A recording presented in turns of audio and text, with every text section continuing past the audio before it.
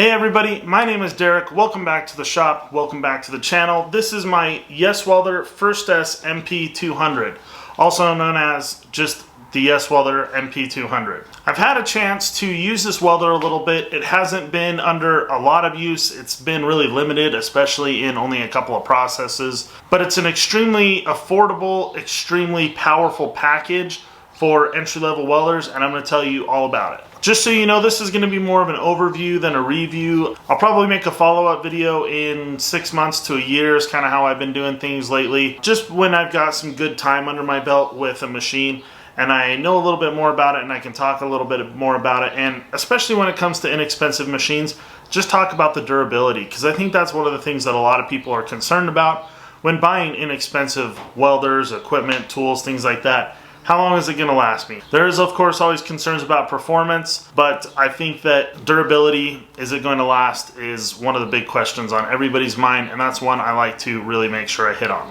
One thing I always do when I start a welder review is just let everybody know that I'm a beginner welder. I still consider myself a novice. I've probably been welding for 3 or 4 years. Just a weekend warrior, kind of farmer, hobbyist, you know, that's kind of how I always put it, homesteader type welder. I just try to fix things, maybe build some simple things myself, and just maintain things and keep up with equipment and maintenance and all kinds of things like that. Just have the ability to take care of some things. I'm not a welder that welds every single day. I'm not a professional fabricator of any kind. Just so you know, I always have to lay that out there. Let's run over the processes that this machine will run real quick. It has a plasma cutter, which is really powerful. To get a plasma cutter in with a welder for $500, or, well, at least that's what they're starting this off with the Kickstarter at, is right around $500, might be $600. Whatever it is, it's unusual to have an inexpensive welder, especially for the entry-level guy, that has a plasma cutter in it, as well as some of the other features that you'll see as we get into it. It also runs MIG and Flux Core, so you can run with shielding gas and self-shielded Flux Core wire. It'll run stick, and then it'll run TIG. Just so you know, I cannot run the TIG function because I do not have TIG shielding gas. It's something I'd like to get in the near future, but just isn't on the table right now, and I have no experience with TIG, so whatever I would say about it, even if I did have the shielding gas right now, would probably not be worth anything.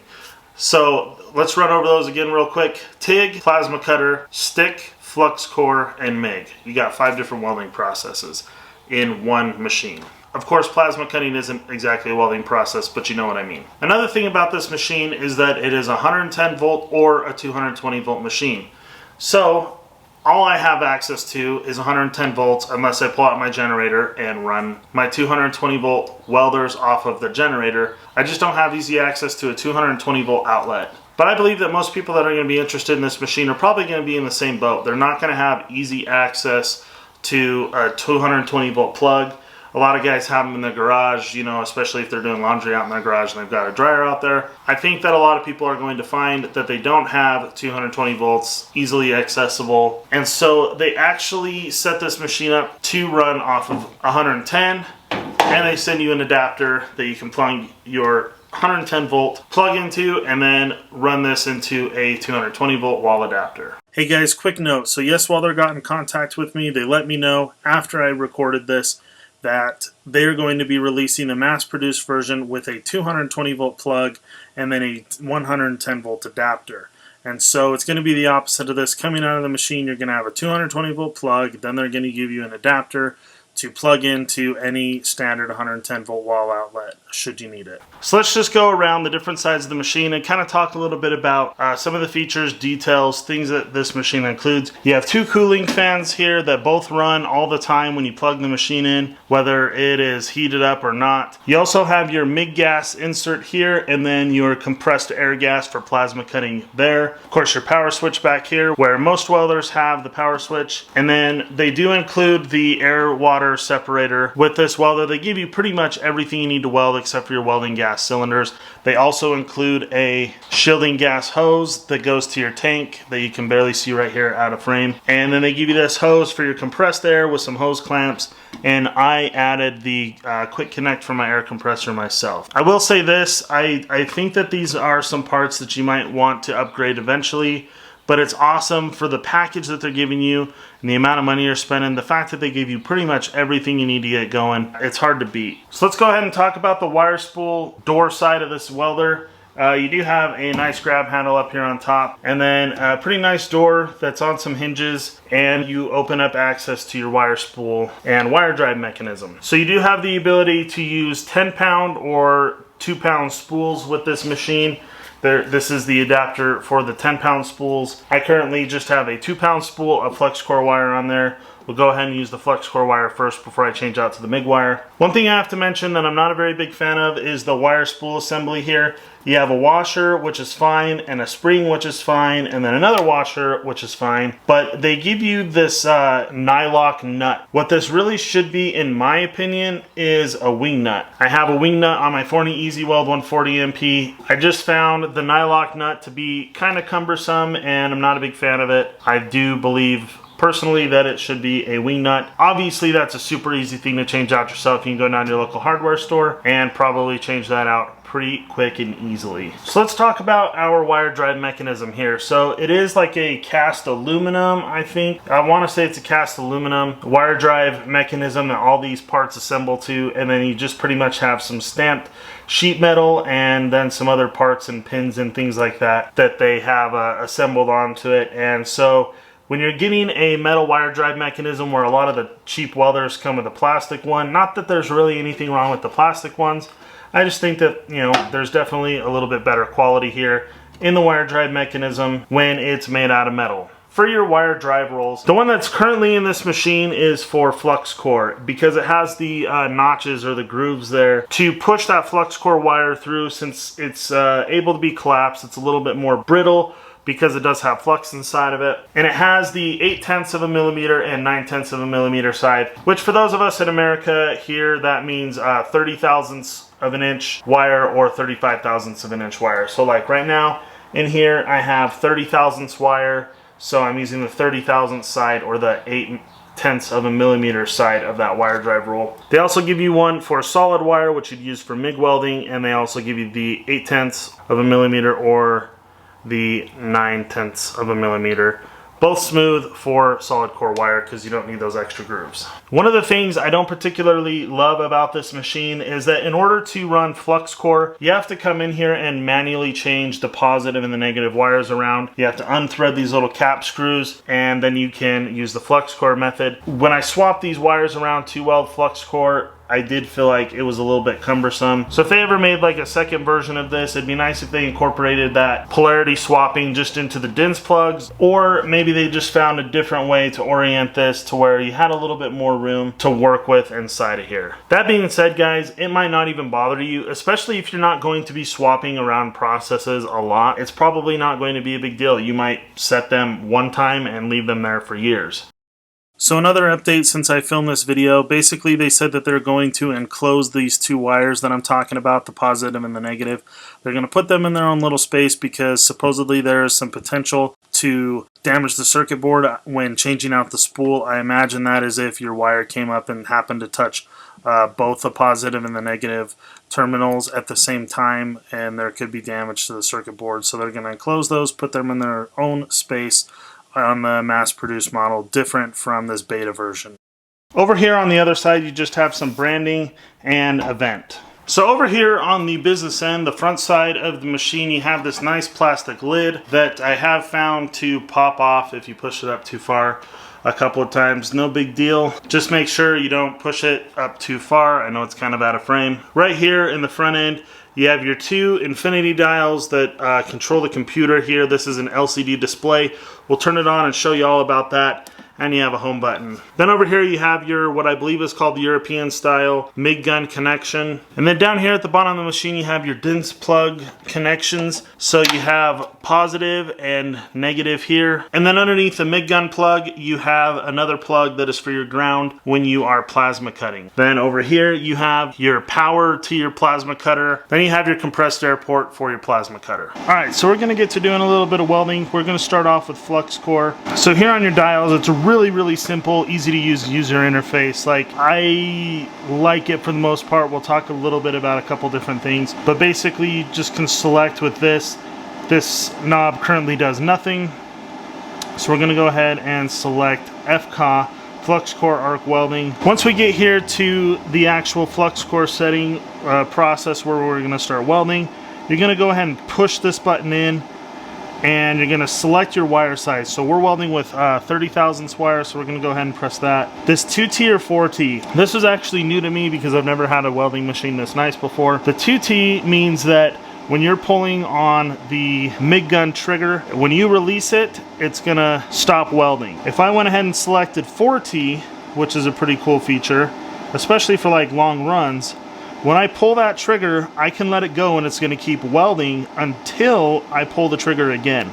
Super nice feature. I haven't messed around with it too much. I'm probably not gonna run 4T here just because I don't have a lot of experience with it, and I think it'd be a little bit different. I wanna try and do the welding machine the best service I can, because I'm sure it can out-weld me. So then we're going to go here to our thickness size. So you've got choices from 18 gauge all the way to 1/2 inch. So we're welding 1/8 inch. So we're going to go to 10 gauge because that's pretty close. Press select.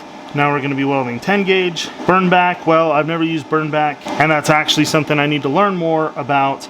And then you have memory. You can actually change these settings, these preset settings that come with the machine that so far I have found to be pretty good. So if I wanted to change these settings anymore now, I would push this button and I can change it. So I think I've seen some complaints of people saying that you can't change the wire feed speed independently of the bolt. So YesWelder actually let me know that I misunderstood the people's complaints on this. Actually, what people are really complaining about is that they can't change the current or the amps independently of the wire feed speed. They're not complaining about the volts. You can change the volts as much as 5 volts over or under what the preset settings are. The reason why that they do this is that they are incorporating a synergic control mechanism on the MIG and FCA modes, which is making this supposed to be a lot more simple and less frustrating for new beginner welders. I've never actually even used these features. I've never thought about being able to change that many different aspects of the electricity going through these welds. It's just stuff that's beyond me, and I've been welding for 3 or 4 years now, albeit not every day and super consistently, but this stuff is new to me, and I think for someone brand new into it, it would just be overwhelming. So they try to make it really simple by incorporating this mechanism and just keeping it simple and to the book. So when you turn it up, it is changing the volts with it. With the wire feed speed, it says inches per minute. You can go ahead and turn that voltage back down if you want to. Anyway, it's a really simple user interface. I'm going to keep showing you how to do things as we go through the different processes, but it's something you probably just are going to have to figure out. And it's very simple. You're going to be able to figure it out pretty quick. Alright, so I've tacked together this little box, and I'm going to add a closed end to this side and this side. Basically, I'm going to run 2 Flux Core beads. Then I'm going to do 2 stick welds, and then I'll MIG the ends here when I get to that point. So let's go ahead and start with the Flux Core.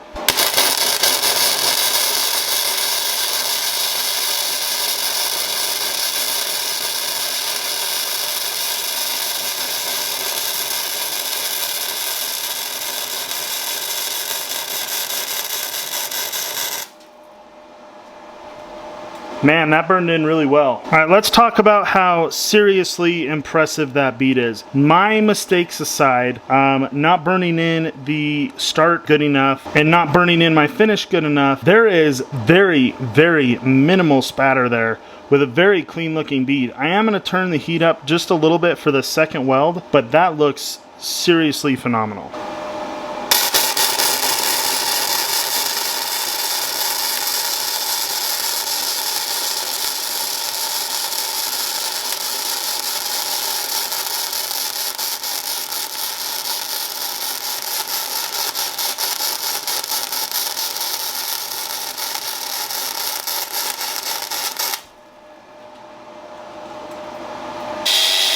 Well, I think I turned it up a little bit too high. I went ahead and changed it up, and definitely got kind of more of a burnt looking weld. It's a little discolored, and then a lot more spatter there, a lot of spatter. So that preset setting actually really is really good. This is really hot, so I'm probably gonna put it down here pretty quick, but yeah, seriously impressive. Those preset settings are pretty accurate, and I think they did a really good job with them, honestly. Alright, so next we're going to do a little bit of stick welding. So let's go back here to the home, and we're going to go ahead and change to stick. So right here we're going to go ahead and change to, so we're going to select 70. Then we're going to come back here. We're welding no, these are 3/32 rods. That's it. So it just changed to our correct settings, and as far as I can tell, these are pretty good. So let's go ahead and do one of these welds. We're going to go ahead and connect our stick electrode DINS plug. Before I strike this arc, here's one thing I just want everybody to remember. The extent of my welding experience is with Flux Core and MIG, mostly Flux Core. I'm not a great stick welder. It is not my preferred process by any means, and I find it kind of difficult. So take these welds for whatever they're worth.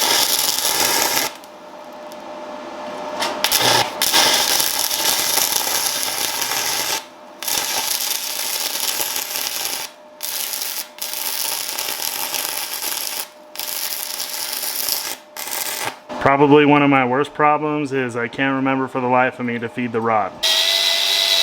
So there's our first weld. I really hope I can do a little bit better job on the second one. I think I can. Stick welding is just something that just really takes a lot of practice, but very little spatter. There's a little bit there, but I think for the most part it did really well. The settings are good as far as I can tell.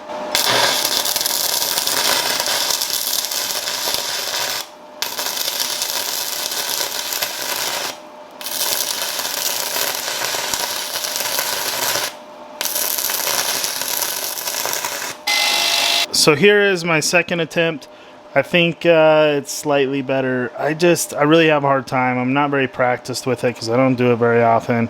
I've definitely laid better ones than that, but it's a process I use so rarely that I'm completely out of practice. Excuses, whatever. This thing can out-weld me when it comes to stick welding, and the preset settings are going to make it super easy for any entry-level person that's just getting into stick welding to have the settings correct and have the best success when striking an arc and welding. Okay, so we're going to go ahead and run a little bit of MIG. So we're going to select our MIG process, push this button, start working. I'm running 75-25 shielding gas, running 30 thousandths wire steel. Apparently you can run stainless steel with this machine. 2T because that's what I'm used to. And we're going to go down here to our 10 gauge. And like I said, the back burn, that's something I gotta learn more about. But yeah, there's our preset settings. I'm gonna tack these last two pieces to my little block that I'm welding, and then we'll go ahead and run the beads. All right, first attempt with the MIG.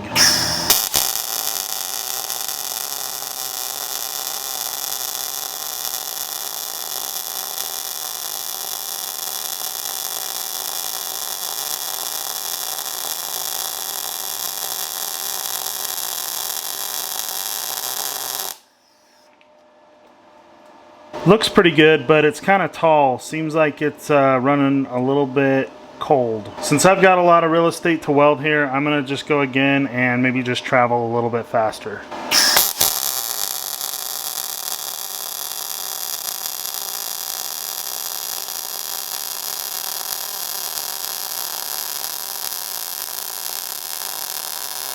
Alright, that still seems just kind of cold to me. I did run a little bit faster. I'm going to try turning it up a little bit this time.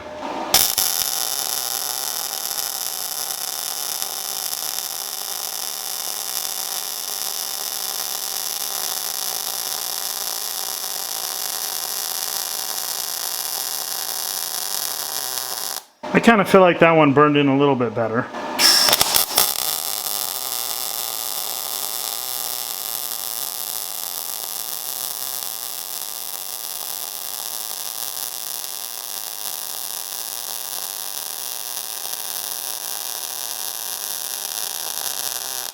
I think that one burned in really nice, but I still want to turn it up a little bit more.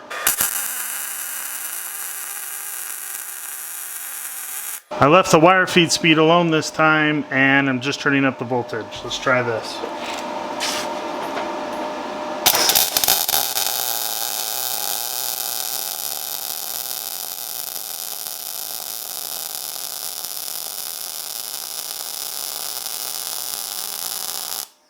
feel like I'm getting a little bit closer. These are just kind of like really high mountain kind of welds. They should be kind of just a nice little hill instead of a big bump.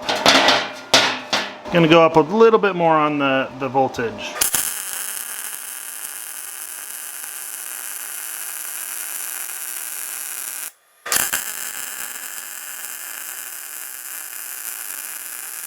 Alright, so here we have the rest of the welds on the block. It does just seem like these beads are running a little bit tall. I think I could solve that by just maybe doing a little bit of a weave in there. I think that might turn out a little bit better. See, this one is just really tall here. Really nothing wrong with it though. It's gonna do the job. It's gonna weld metal together, and it's gonna do it pretty well, especially for your at-home garage guys doing a little bit of auto body work and stuff like that. I think this turned out pretty nice, given my limitations in welding. All right, let's go ahead and change to plasma cut and do some plasma cutting. So there's no adjustment on this side for plasma cutting, not that there would need to be, but then over here you can change your amperage.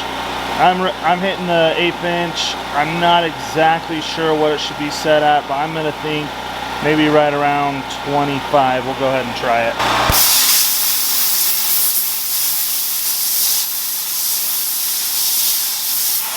I moved through a bit fast. Let's go a little slower.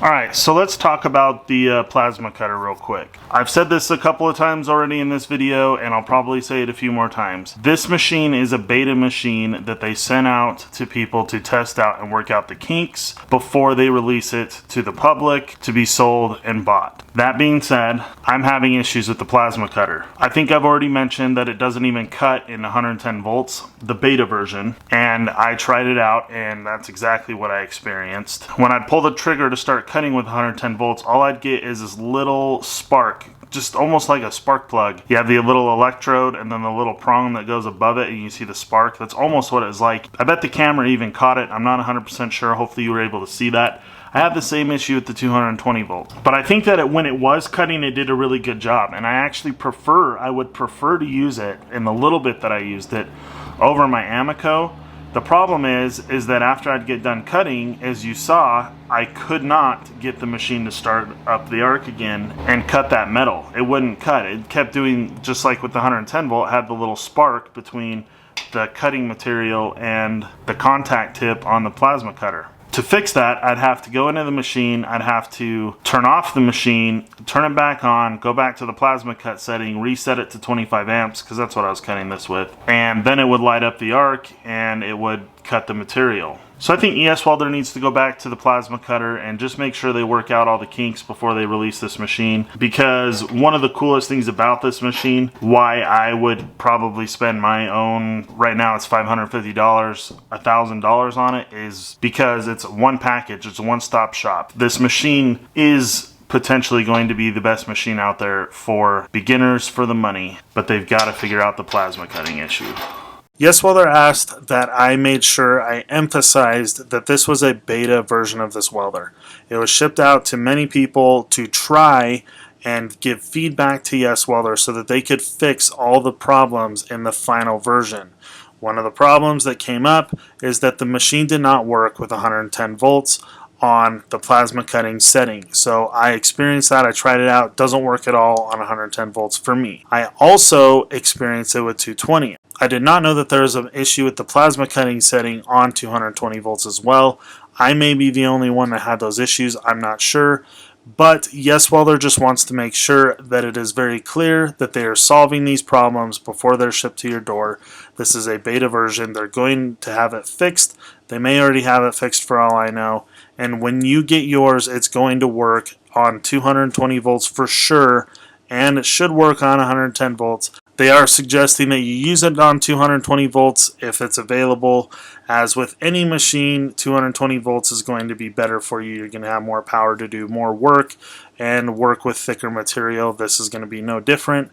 So just make sure that when you get yours, if you do have access to 220 volts, you use that. But it should work on 110 volts and it should work on 220 volts. We're talking about the plasma setting here when you get yours. So just to be clear, this is an issue with the beta versions. So let's conclude this video. What do I think of the YesWelder MP200? Well, let's just first start off by just kind of summarizing that I have a long ways to go in learning and welding, and I think that this thing is packed with features and settings and adjustability that I'm just not even knowledgeable about, because I've really only ever had really basic welders. And I think that I've got a lot of learning to do with this machine. And so with that being said, for the price that they're asking for it, I think that this welder could potentially be the best welder for your money. Now, I really like my 140 MP. It's the Easy Weld. It's a great welder, and I keep looking up at it. I think it's a great welder, but I put it on the shelf because I'm excited about this machine and I want to put it to use. That 40 that I'm talking about cost like $405. I don't remember what this thing is costing. You can pick it up and back it on the Kickstarter. If you go down and click the link in the description below, you can pledge some money to the Kickstarter. I'm not really 100% sure how Kickstarter works. They're just not being sold on the YesWelder website just yet. But I've been working with YesWelder for a couple of years now. There was a stint where we weren't really working together much. They're really communicative and have really just been a pleasure to work with overall. I can't imagine that their customer service is any different. They have warehouses here in the US where they're storing their equipment and it's all ready to be shipped out. YesWelder is just really stepping up to the plate as one of the top welding manufacturers for entry-level welders and even welders in professional settings to some extent or another. I think the aesthetics of this welder, you know, everything on the outside is pretty nice looking. The user interface on this welder is super easy to learn. I do wish I had a user's manual. You will be getting a user's manual according to YesWelder because I asked them about it in your MP200 if you decide to pick one up. Anyway guys, in summary, I think this is just going to be a super powerful, feature-packed welding machine for people that are getting into welding for the first time. It's going to take some of the frustration out of welding. I think that a lot of people are just going to be happy with it. I'm pretty happy with it so far. Like I said, a couple of things that need to be corrected. As long as those things are corrected in the final version, I think that they're going to have a really solid unit here. One more thing to note, I am going to leave a link to all the specifications in the description below. You can click that link and look at all the specifications they have listed. There's a lot of information there. I'd rather just not repeat it all through the camera, especially because if you're really concerned about the specifications, you're probably going to want to look at those specifications and compare them to other machines you might be thinking of picking up. So I think it would just kind of be a waste of everyone's time for me to talk about the duty cycle for all the different welding processes on this machine. I think you'd be better served just by going down and clicking on that link if you were interested. Really appreciate you watching this video. I'll see you in the next one.